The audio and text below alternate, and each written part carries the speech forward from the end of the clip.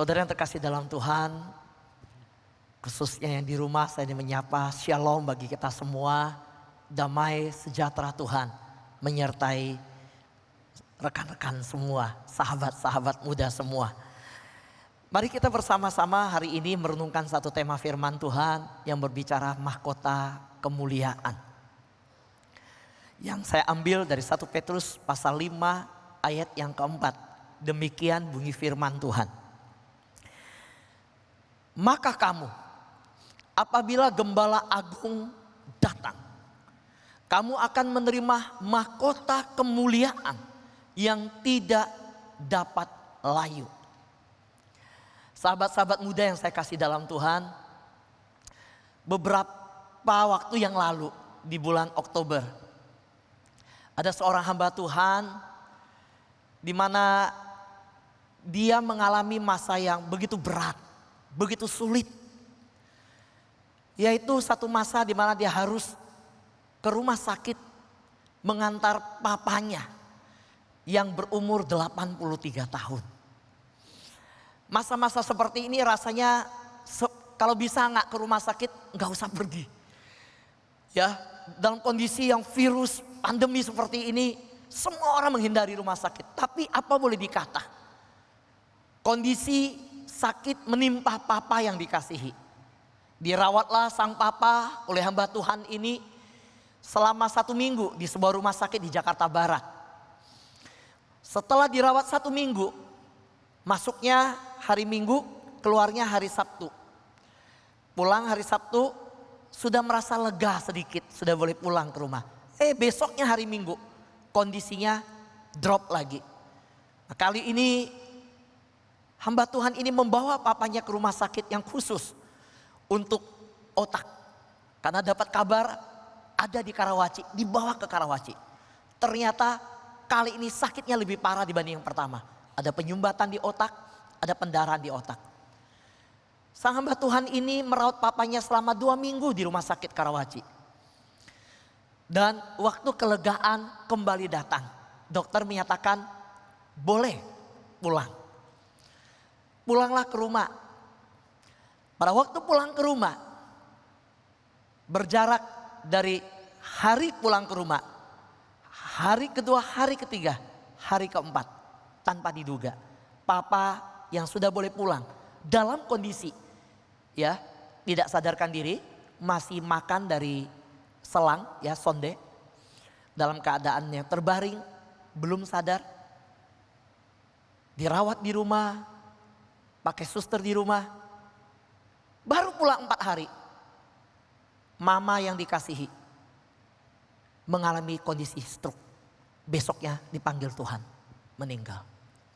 Saudara, betapa hancurnya hati hamba Tuhan ini. Sesuatu yang tidak terduga terjadi. Selama 3 minggu di rumah sakit, dirawat, papa yang dikasihi. Penyesalan mendalam terjadi, merasa betapa bodohnya aku, lupa akan kesehatan mamaku. Pada waktu di pemakaman, tepat pada hari tersebut 23 Oktober, sang hamba Tuhan kembali menangis sedih. Karena apa? Itu hari tepat di mana hamba Tuhan tersebut dilahirkan oleh mama yang dikasihi. Hari di mana dia ulang tahun, hari tersebut mamanya dimakamkan. Saudaraku yang terkasih dalam Tuhan, apa yang terjadi dengan hamba Tuhan ini? Hari-hari yang dilewati penuh dengan kesedihan. Bahkan kadang-kadang penyesalan. Penyesalan belum berbuat banyak untuk mama yang dipanggil Tuhan di umur 73. Penyesalan belum membawa mama untuk berobat. Penyesalan banyak hal yang terjadi. Merasa kesalahan demi kesalahan sendiri. Tetapi Tuhan punya cara lain. Pada waktu membaca firman Tuhan di saat teduh, hal yang pertama Tuhan hiburkan adalah kalau mamamu dipanggil pulang. Firman Tuhan menuntun hamba Tuhan ini untuk mengingat bahwa rumahnya di surga telah selesai. Yang lebih luar biasa lagi, dalam hari-hari hamba Tuhan ini menjalani kehidupan. Ada pelayanan yang harus dilakukan. Dan pelayanan tersebut hamba Tuhan ini mempersiapkan sebuah firman Tuhan yang terambil dari 1 Petrus pasal 5 ayat 4 tentang mahkota kehidupan. Sadarlah hamba Tuhan ini bahwa mama yang dipanggil Tuhan, apapun yang terjadi, Tuhan pasti punya rencana. Bahwa bukan hanya rumahnya sudah selesai, tetapi Tuhan telah menyediakan mahkota kehidupan buat mamanya. Hamba Tuhan tersebut hari demi hari dikuatkan oleh Tuhan ketika merenungkan firman Tuhan di 1 Petrus pasal 5 ayat 4. Dan hamba Tuhan tersebut adalah orang yang sedang berdiri di depan saudara. Saudaraku yang terkasih dalam Tuhan, masa-masa ketika saya merenungkan firman Tuhan ini, saya berkata, Tuhan, kenapa Tuhan? Kenapa Tuhan begitu cepat memanggil mama saya? Tetapi saudara tahu betapa luar biasanya Tuhan juga menyediakan penghiburan yang tidak terduga. Saya ingat bagaimana ketika Petrus menuliskan ayat ini, tentu Petrus dalam keadaan yang mungkin diliputi kesedihan, penyesalan, tangisan mungkin. Karena Petrus sadar ketika dia menuliskan bahwa apabila Gembala Agung datang, kamu akan menerima mahkota kemuliaan yang tidak dapat layu. Petrus tahu bahwa Gembala Agung ini yang dia sampaikan, dia tuliskan adalah Gembala Agung yang pernah dia kecewakan. Gembala Agung yang pernah berkata kepada dirinya waktu dia menyangkal sang Gembala Agung. Saudara, pengalaman Petrus di dalam Yohanes pasal 21 ayat 15 sampai 17. Berkali-kali Yesus berkata, apakah engkau mengasihi aku Petrus? Gembalakanlah domba-dombaku. Ayat 16 kata Yesus kepadanya, gembalakanlah domba-dombaku. Ayat 17 Yesus kembali berkata, kata Yesus kepadanya untuk ketiga kalinya. Kali ini Yesus tidak memanggil lagi dia Simon, memanggil dia Petrus, tapi panggilnya Simon, anak Yohanes. Apakah engkau mengasihi aku? Maka sedihlah hati Petrus karena Yesus berkata untuk ketiga kalinya, apabila engkau mengasihi aku, apakah engkau mengasihi aku? Dan ia berkata kepadanya, Petrus berkata, Tuhan, engkau tahu segala sesuatu. Engkau tahu bahwa aku mengasihi engkau. Kata Yesus kepadanya, gembalakanlah domba-dombaku. Sahabat-sahabat muda, setiap anak Tuhan menyaksikan live streaming ini, kita bisa melihat apa yang Petrus tuliskan. Sebuah tulisan yang bukan teori, tetapi sebuah perasaan yang dia nyatakan. Yang mungkin tamannya gemetar, air matanya menetes. Dia tahu bahwa Gembala Agung itu telah menyerahkan nyawanya untuk dirinya. Tapi Gembala Agung itu dikecewakan. Penyesalan begitu rupa ketika berjumpa dengan Yesus dalam tatapan yang begitu dipercaya oleh Yesus. Yesus menatap matanya berkata, Petrus, gembalakanlah domba-dombaku. Saudara, Gembala Agung itu adalah Yesus. Saudaraku yang terkasih dalam Tuhan, Yohanes pasal 10 ayat 11 berkata, akulah gembala yang baik. Gembala yang baik memberikan nyawanya bagi domba-dombanya. Ayat ini berbicara bahwa Yesus Kristus menyampaikan pengorbanannya bagi domba-dombanya. Dan bukan demikian, Petrus mengingat Gembala Agung ini di ayat yang kita baca, bahwa Gembala Agung ini menyerahkan nyawanya bahkan demi kita supaya bisa menerima mahkota yang mulia. Bagaimana kita melihat kehidupan kita sekarang ini? Kalau Petrus melihat hidupnya adalah hidup yang pernah mengecewakan Yesus. Sebuah kehidupan yang pernah dalam kesalahan, dalam perbuatan yang benar-benar begitu memalukan. Dan Petrus bisa bangkit dalam sebuah pernyataan begitu agung. Dari seorang yang begitu lemah diberikan kekuatan. Dari seorang begitu hina bisa berkata begitu mulia. Bahwa jika Gembala Agung itu datang, kamu akan menerima mahkota kemuliaan. Orang yang seperti apakah yang dimaksudkan oleh Petrus menerima mahkota kemuliaan? Saudara, senada dengan Petrus, Paulus menuliskan di 1 Korintus pasal 9 ayat 25. Demikian. Tiap-tiap orang yang turut mengambil bagian dalam pertandingan menguasai dirinya dalam segala hal. Mereka berbuat demikian untuk memperoleh suatu mahkota yang fana. Tetapi kita untuk memperoleh suatu mahkota yang abadi. Ayat ini berbicara tentang hidup dalam pertandingan.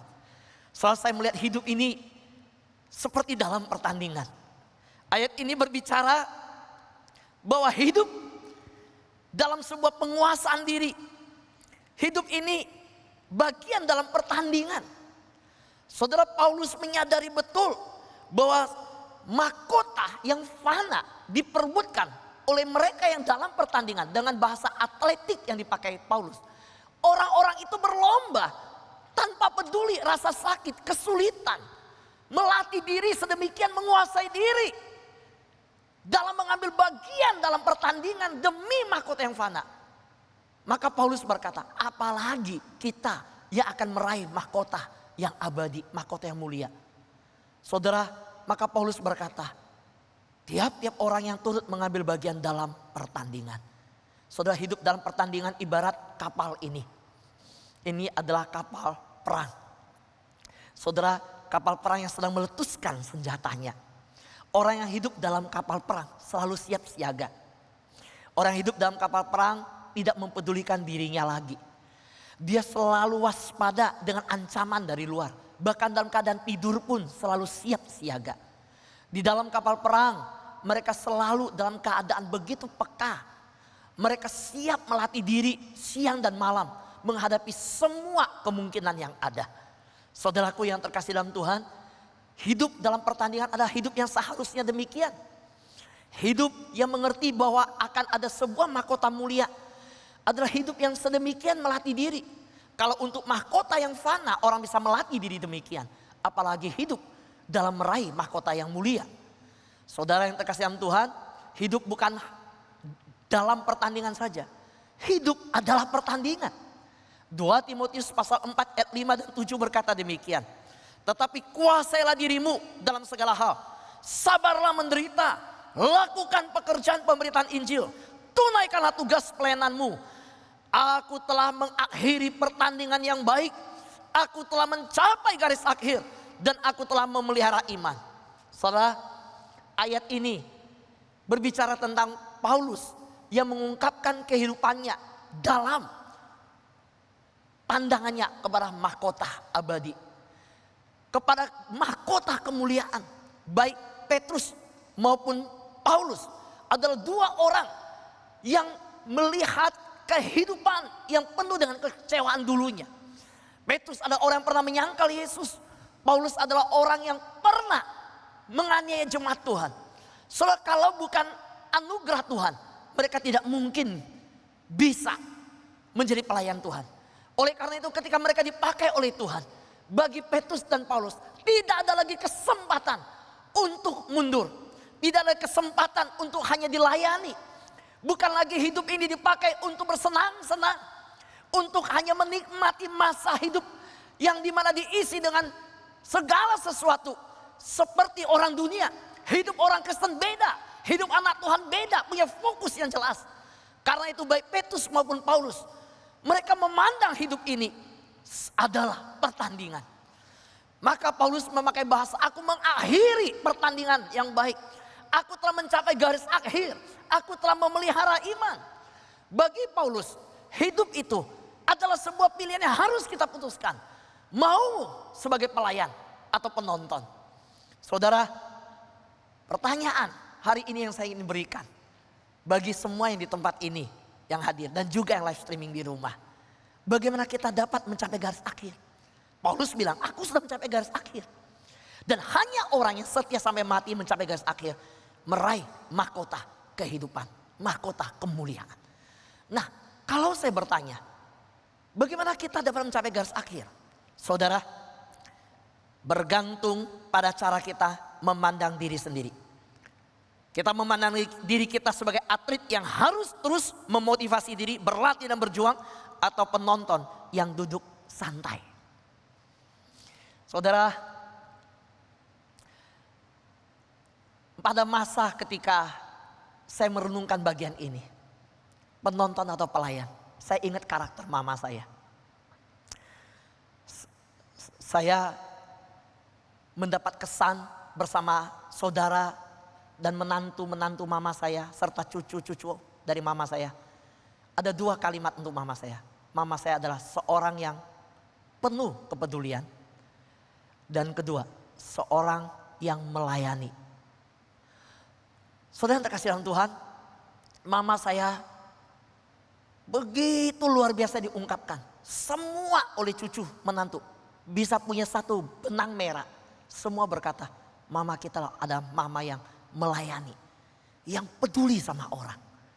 Saudara tahu, bahkan live streaming seperti ini, ya, rekan-rekan yang di rumah, rekan-rekan muda semua, ya, jemaat semua. Mama saya kalau ibadah, tadi kan jam 8, terus kedua jam 10.30. Mama saya ibadah, itu jam 9, dari gereja disiarkan. Dia mandi dulu. Jam 8.30 dia udah nyalain TV, dia duduk depan TV. Dia pegang buku, dia pegang bolpen. Dia dengar khotbah, dia catat. Umur 73, dia catat. Sudah itu, dia pakai baju rapi seperti ke gereja. Soalnya saya ketika lihat mama saya seperti itu, saya bilang, Mama setiap minggu begini. Oh iya, kita ibadah, ada Tuhan hadir. Kita ibadah di rumah, tetap ibadah. Bukan nonton orang ibadah. Dengar, rekan-rekan semua, jemaat yang terkasih, yang live streaming. Kita bukan nonton ibadah. Mama saya bilang begitu. Kita ikut ibadah. Saya nggak tahu dari begitu ribuan lagu, begitu banyak. Tadi liturgi memakai lagu. Sampai akhir ku menutup mata, ku tetap setia. Itu lagu persis yang di mobil saya, CD lagu saya. Yang waktu dari rumah sakit malam ketika mama saya masuk ICU. Saya sudah gak bisa lihat lagi, saya pulang ke rumah. Dan itu satu malam yang saya lalui mendengar lagu tersebut. Karena ada kaset CD itu. Tadi pada waktu nyanyi saya, perasaan saya di acak-acak saudara. Tapi saya tahu, pujian ini dipilih lewat sebuah doa. Dan hari ini saya mau ingatkan kita kembali. Mau jadi pelayan atau penonton. Ingat, Tuhan menyediakan mahkota mulia. Maka kalau gembala agung itu datang, kita akan mendapat mahkota yang mulia. Jika kita setia sampai akhir. Pertanyaannya adalah, kita penonton atau pelayan? Saudara, kalau tadi adalah kapal perang, ini adalah kapal pesiar. Saudara tahu orang di kapal pesiar, duduk, tidur, bahkan ada lapangan golf mini, ada tempat renang, kolam renang, ada bioskop. Wah, semua dilayani. Apalagi kalau ikut kapal seperti ini, dapatnya 3 malam 4 hari. Wah, itu rasanya sebisa mungkin manjakan diri. Kapal, orang yang naik kapal pesiar, yang menghuni kapal pesiar gak peduli apa yang terjadi di luar. Yang dia peduli adalah apa yang terjadi sekarang. Berbeda dengan orang di kapal perang. Mereka tidak peduli apa yang di sini. Yang mereka peduli adalah apa yang di luar yang akan terjadi. Mereka fokus. So di kapal perang semua siap untuk melayani. Kalau kapal pesiar mereka hanya siap dilayani, gak mau melayani. Jemaat yang terkasih dalam Tuhan. Pesan Tuhan hari ini jelas untuk kita. Kita mau menjadi penonton atau pelayan. Dan saya percaya mahkota kemuliaan bagi mereka yang siap melayani Tuhan. Amin. Saudaraku yang terkasih dalam Tuhan, mahkota kemuliaan bagi mereka yang hidup bergaul dengan Tuhan. Saudara, kita lihat Kejadian pasal 5. Dan Henok hidup bergaul dengan Allah. Ayat 22, ayat 24 diulangi lagi, dan Henok hidup bergaul dengan Allah. Perhatikan. Kalimat terakhir, lalu Henok tidak ada lagi. Sebab Henok telah diangkat oleh Allah. Saudara, mengapa kita perlu perhatikan? Karena ayat ini berbicara bagaimana kasih karunia Tuhan yang besar. Di Kejadian awal Adam dan Hawa jatuh dalam dosa. Tuhan mengutuk ular, mengutuk tanah. Tuhan memberikan sebuah hukuman kepada manusia juga kepada alam. Bahkan dinyatakan upah dosa adalah maut. Lalu apa yang terjadi? Soal kita lihat maut masuk ke dalam dunia lewat pelanggaran Hawa. Tetapi Henokh tidak mengalami maut. Henokh diangkat. Lalu apakah Tuhan tidak konsisten? Tidak. Tetapi di sini Tuhan mau menyatakan, di sini berbicara bahwa dunia bukan hilang harapan. Masih ada harapan bagi orang yang hidup bergaul dengan Tuhan. Amin. Masih ada harapan. Bayangkan upah dosa adalah maut. Jelas dari Adam, Henokh ini keturunan ketujuh dari Adam Hawa. Tapi karena dia hidup bergaul dengan Tuhan, dia sungguh-sungguh dalam Tuhan. So tahu apa yang terjadi? Dia tidak mengalami maut, dia diangkat oleh Tuhan. Artinya Tuhan bilang, dunia ini telah jatuh dalam dosa, tapi masih ada harapan bagi orang yang hidup bergaul dengan Tuhan. Henokh menerima mahkota kemuliaan. Saudara, saya percaya kita semua rindu hal yang demikian. Amin. Nah, kita lihat bagaimana keturunan Henokh. Karena Henokh hidup bergaul dengan Tuhan, Nuh juga hidup bergaul dengan Allah. Nah, saudaraku yang terkasih dalam Tuhan, keturunan orang yang hidup bergaul dengan Allah, keturunannya juga legacy yang dia turunkan, warisan yang diturunkan, hidup bergaul dengan Allah. Nah, Nuh ini dikatakan orang yang hidup bergaul dengan Allah diberikan untuk membuat kapal, perintah oleh Tuhan. Kapal yang dibuat ini dan masa di mana Nuh di dalamnya, kalau saya hitung, dilihat itu 371 hari. Saya ambil dari sebuah perhitungan, saudara, 371 hari. Saudara bayangkan, 371 hari hanya di dalam kapal. Sudah ada yang pergi naik sepeda? Sudah ada yang pingin menabung, beli Brompton? Oh, lihat orang posting sepeda. Saudara lihat anak-anak muda berkata bosan di rumah. Soalnya di sini nggak ada wifi, saudara. Di Bahtera Nuh nggak ada wifi, saudara. Nggak ada internet, saudara. Saya tahu Nuh di dalam situ 371 hari, hanya di situ aja. Jadi lu lagi. Ketemunya lebih lagi, binatang, saudara. Saya bayangkan. Saya melihat Nuh ini, kalau saya bilang Nuh ini perawat binatang yang terbaik di dunia. Pekerja kebun binatang yang paling hebat. Dan kalau saya boleh bilang, Nuh adalah pemilik taman safari pertama di dunia. Lihat saudara, bagaimana Nuh melewati. Kalau kita anak muda lihatnya, aduh nggak bosen di dalam ya.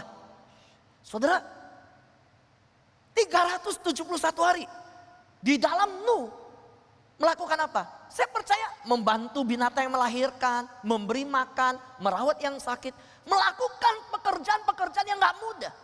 Saudara, menderita gak mudah. Waktu dia buat kapal sebelum masuk orang menghina, mungkin orang mengejek, keluarga dicibir, anak-anaknya menanggung malu. So mungkin anaknya merasakan bagaimana, apa-apa sudah tua kali ya. Tapi apa yang terjadi? Saudara, anak-anaknya juga di dalam keadaan yang sama.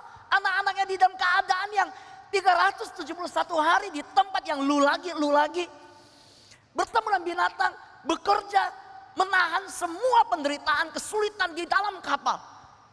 Demi apa, saudara? Demi sebuah panggilan yang penuh tanggung jawab kepada Gembala Agung itu. Di mana mahkota kemuliaan adalah upah yang akan diberikan. Saudara, oleh karena itu kalau kita lihat Paulus berkata, sebab aku yakin bahwa penderitaan zaman sekarang ini tidak dapat dibandingkan dengan kemuliaan yang akan dinyatakan kepada kita. Ayat ini berbicara bahwa kemuliaan nanti jika dibandingkan dengan kesulitan sekarang, kemuliaan nanti lebih dahsyat. Jauh lebih dahsyat. Kita terkagum-kagum lihat kondisi sekarang, aduh kok bisa begini ya, kok bisa begitu sulit. Semua orang tidak menyangka hari ini terjadi seperti ini. Bangku gereja kosong, tidak ada yang hadir. Dulu pergi keluar pakai parfum, jangan lupa pakai parfum. Sekarang jangan lupa bawa hand sanitizer, kadang minyak kayu putih. Dulu para ibu-ibu lipstikan dulu, mau lipstik apa sekarang ada yang lihat, pakai masker. Betul? Semua keadaan berubah. Sampai ada TikTok, saking orang dalam kondisi begini yang beratnya, Aduh, pakai baju rapi, bawa tas keluar. Anaknya bilang, "Ma, mau kemana?" "Mau nyiram tanaman." Tapi pakai tas, pakai baju rapi, pakai semua jas. Saking merindukan masa seperti itu. 2019, kalau tanya kepada semua orang, kebayang gak hari ini akan begini dunia 2020? Tidak ada yang terbayang. Saya masih khotbah tanggal 1 Januari di tempat ini. Dan waktu itu banjir. Saudara tahu apa yang terjadi? Saya masih ingat gereja, saudara, mengingatkan dengan sebuah tema, recharge, restart, and go. Betul? Nah saudara, pesan Tuhan di 1 Januari tersebut, kalau saya renungkan, benar loh saudara. Kita benar-benar di-recharge oleh Tuhan. Amin. Di masa ini kita benar-benar berdiam diri. Karena itu mari saudara, jangan mengeluh. Kondisi ini, mari lihat bahwa penderitaan ini tidak sebanding dengan kemuliaan yang akan datang. Amin. Saudara, semua penderitaan kita zaman ini, penyakit, kengerian, ya, sakit penyakit, ya, kekecewaan, penganiayaan, kesedihan, kesusahan, apapun bentuk penderitaan yang ada, harus dianggap sebagai tidak berarti. Dibanding dengan berkat hak istimewa dan mahkota kemuliaan yang akan dianugerahkan kepada orang percaya yang setia pada zaman yang akan datang. Karena itu Petrus sampai rela disalibkan terbalik. Karena dia udah ngalamin bahwa mahkota kemuliaan nanti yang dijanjikan. Dia tahu hal itu. Maka ketika ingat, Petrus meninggal bilang, "Aku gak layak mati seperti Yesus. Terbalikkan kepala saya di bawah." Saudara, ayat 1 Petrus pasal 5 ayat 4 itu ditulis sebelum dia mati. Nah, mengapa Petrus berani menghadapi kematian, maut seperti itu? Karena apa yang dia tulis itu dia tahu. Kalau gembala agung itu datang, dia dapat mahkota kemuliaan. Pak, tapi bukan gembala agung itu datang. Dengar. Banyak orang melihat akhir zaman begini. Tuhan belum datang, Tuhan belum datang. Saya mau kasih tahu, Tuhan belum datang. Kita bisa datang sama Tuhan loh. Betul? Saya ngalamin mama saya tiba-tiba dipanggil Tuhan. Nah hari ini kita menyadari bahwa Petrus ketika begitu berani menghadapi salib. Karena dia sendiri menuliskan, kalau ketemu dengan gembala agung, dia akan terima mahkota kemuliaan. Paulus juga sama. Dia aniaya, disiksa, kelaparan, kedinginan, terombang-ambing di laut, dirajam, dicambuk, difitnah. Dan dia berkata apa? Gak sebanding, gak masalah. Kenapa? Ada yang menanti. Saudara lihat, Paulus berkata, sebab penderitaan ringan yang sekarang ini. Saya mau tanya, perhatikan, yang di rumah, live streaming. Penderitaan Paulus itu ringan apa enggak? Ah, coba lihat. Saudara bilang, nggak usah jawab, kan saya di rumah, Pak Pendeta di sana. Senyum-senyum saudara. Saudara dengar, penderitaan ringan yang ditulis Paulus itu nggak ringan. Nggak ringan. Orang dianiaya, disiksa, dirajam, dicambuk, kedinginan, kelaparan, diusir. Segala macam. Tapi Paulus nulisnya apa? Nggak lebay, bahasa anak gaulnya, nggak lebay. Tulisnya apa? Ringan. Kenapa? Karena penderitaan, sebab penderitaan ringan yang sekarang ini mengerjakan bagi kami kemuliaan kekal yang melebihi segala-galanya. Jauh lebih besar daripada penderitaan kami.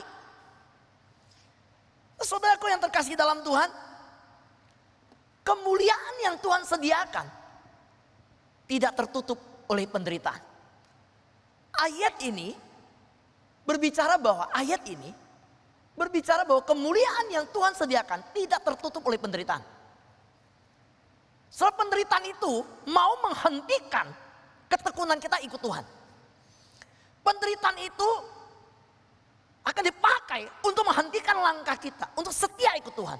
Tapi ingat, kemuliaan yang Tuhan sediakan tidak tertutup oleh penderitaan yang hendak menghentikan ketekunan kita.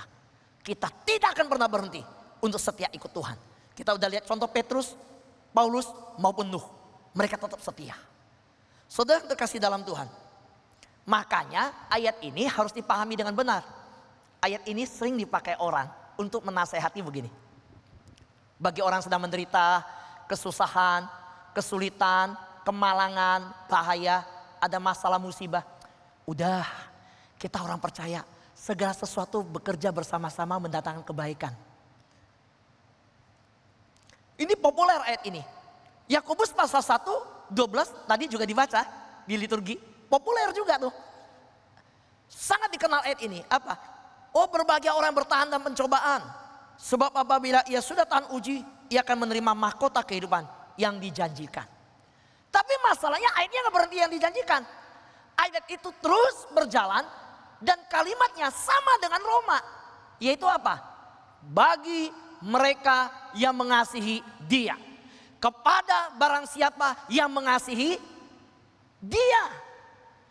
Jadi saudara garis bawahi, ingat bahwa mahkota kemuliaan itu bahwa disediakan bagi yang setia, mengasihi, dan bahwa penderitaan, kesulitan, tantangan itu semua itu menjadi ringan hanya bagi orang yang sungguh-sungguh mengasihi Tuhan. Tuhan, Gembala Agung sudah mati demi saya, maka penderitaan saya ini ringan dibanding dengan penderitaannya, dan penderitaan ini ringan dibanding dengan kemuliaan yang akan diberikan. Amin. Ini. Nah, saya mau akhiri dengan Kejadian pasal 11. Begini. Kita lihat pergumulan bagaimana mencapai apa yang dijanjikan Tuhan. Abraham, Ishak, dan Yakub. Nah, Abraham, Ishak, Yakub punya sebuah janji yang sama dari Tuhan. Waktu Abraham dipanggil, Abraham, keluar dari rumah bapakmu. Ini, waktu keluar diberi janji, aku akan memberkati engkau, aku akan menjadikan engkau bapak segala bangsa, aku akan memberkati keturunanmu banyaknya seperti pasir di laut, banyaknya seperti bintang di langit. Pertanyaan saya, kalau diberikan keturunan banyaknya seperti bintang di langit dan pasir di laut, istri yang diberikan harusnya subur atau mandul? Ya, subur kan? Tapi kenyataannya Sarah itu apa? Mandul. So saya nggak habis pikir, lu kok bisa begini? Lanjut. Abraham punya anak Ishak. Ishak, apa yang kujanjikan pada bapamu, ayahmu, keturunanmu juga akan sama. Janji ini diwariskan ke Ishak. Kalau begitu Ishak harusnya punya istri yang mandul apa subur? Ribka awalnya mandul apa subur?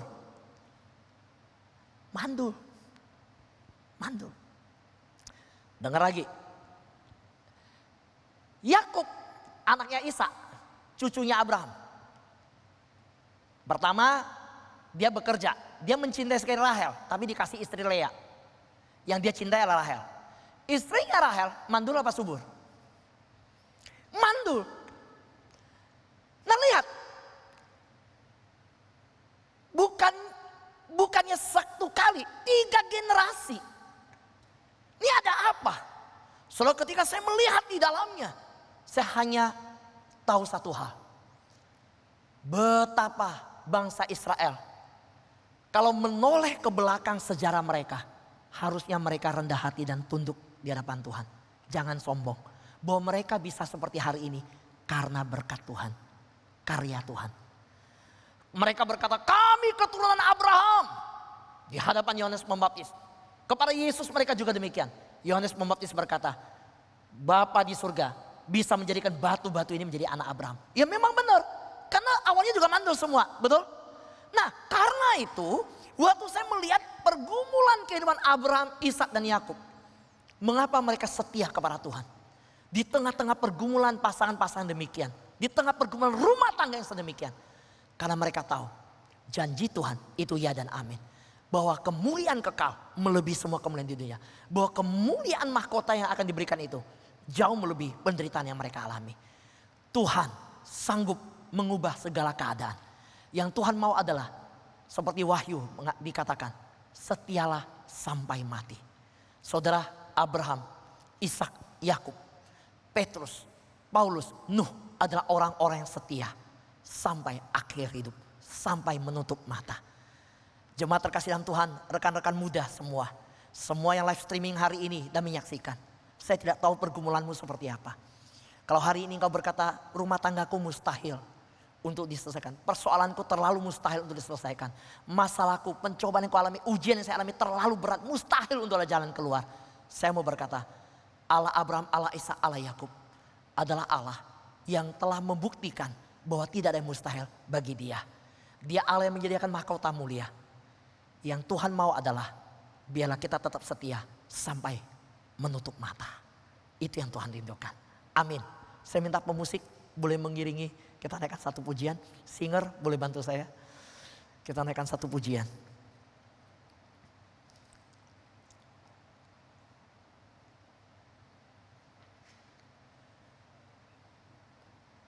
Sampai akhirku menutup mata, aku akan tetap setia.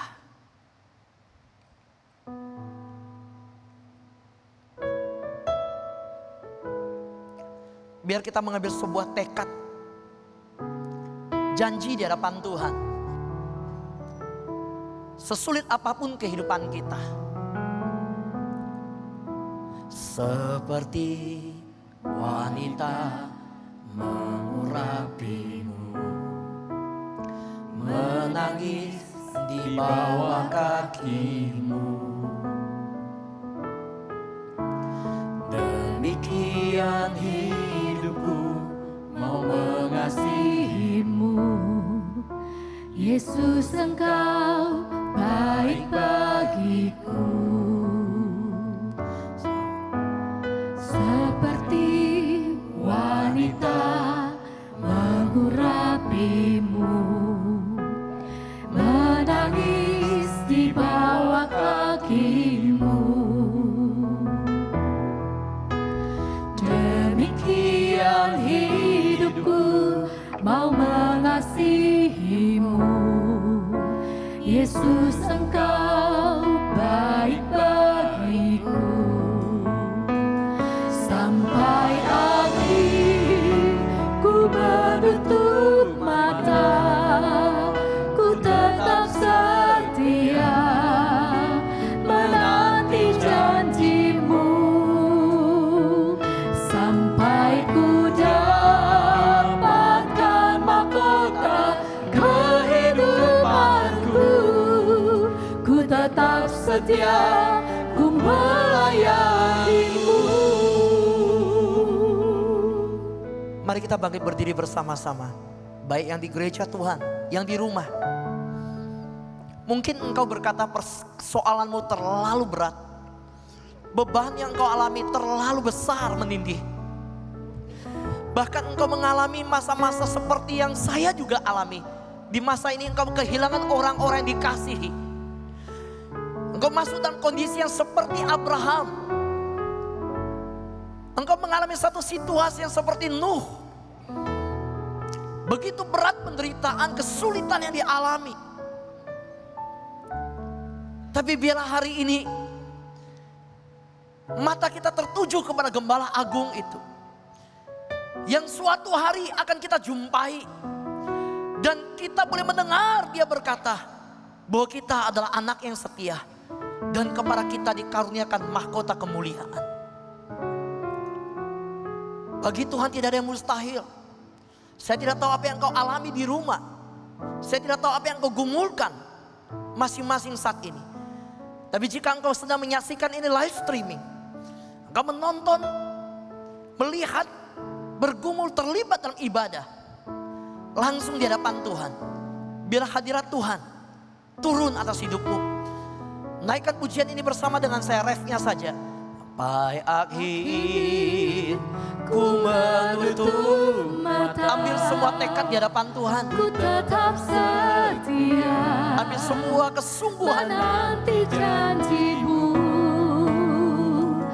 Sampai ku dapatkan mahkota kehidupanku. Ku tetap setia. Ku melayanimu. Ku tetap setia. Ku tetap setia. Ku melayanimu. Ku tetap setia. Ku tetap setia. Ku melayanimu. Tuhan ini kami anak-anak-Mu. Tuhan, biarlah Engkau tolong setiap hidup kami. Kami bersandar sepenuhnya dengan hidup yang penuh tanggung jawab kepada Gembala Agung kami. Kami tahu Engkau telah mengorbankan nyawa-Mu bagi kami. Kami sadar siapa kami dulunya. Kami dulu adalah pendosa. Kami dulu adalah penjina. Kami dulu adalah orang yang jahat, yang menyangkal Tuhan seperti Petrus, yang menganiaya jemaat Tuhan seperti Paulus, yang tidak setia terhadap Tuhan. Terima kasih ya Yesus. Terima kasih Engkau memberikan kami kesetiaan-Mu. Engkau tidak tinggalkan kami, bahkan Engkau memberikan kami janji mahkota kemuliaan. Terima kasih Tuhan, tolong kami agar kami sungguh-sungguh hidup siap siaga, hidup penuh waspada, hidup siap melayani seperti di kapal perang. Tuhan, biarlah Engkau menguatkan kehidupan kami, supaya kami tidak terlena, hanya mau dilayani, menjadi penonton, hanya menikmati hidup ini, mengeluh seperti di kapal pesiar. Tapi kami ingin Tuhan seperti Nuh, yang hidup tekun, hidup giat, hidup sungguh-sungguh. Walaupun 371 hari dalam kapal, Nuh sungguh-sungguh hidup penuh tanggung jawab kepada Tuhan. Kami ingin Tuhan bertanggung jawab kepada-Mu dalam hidup ini. Di masa isolasi, di masa pandemi ini, kami sungguh-sungguh hidup bergaul dengan Tuhan. Seperti Nuh, sungguh-sungguh hidup bergaul dengan Tuhan. Tuhan, kami tahu Tuhan, kesulitan yang dialami, apa yang kami dengar dari kehidupan Abraham, dari Ishak, dari Yakub. Tapi mereka tetap setia menanti janji Tuhan. Mereka setia menanti kegenapan janji Tuhan. Hari ini hamba berdoa untuk setiap jemaat-Mu. Biar Tuhan tolong untuk kami semua seperti Abraham, Ishak dan Yakub, setia menantikan janji Tuhan.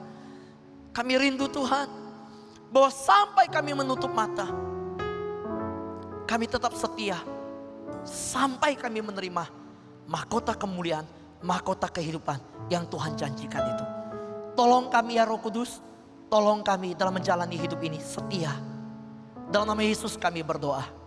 Amin.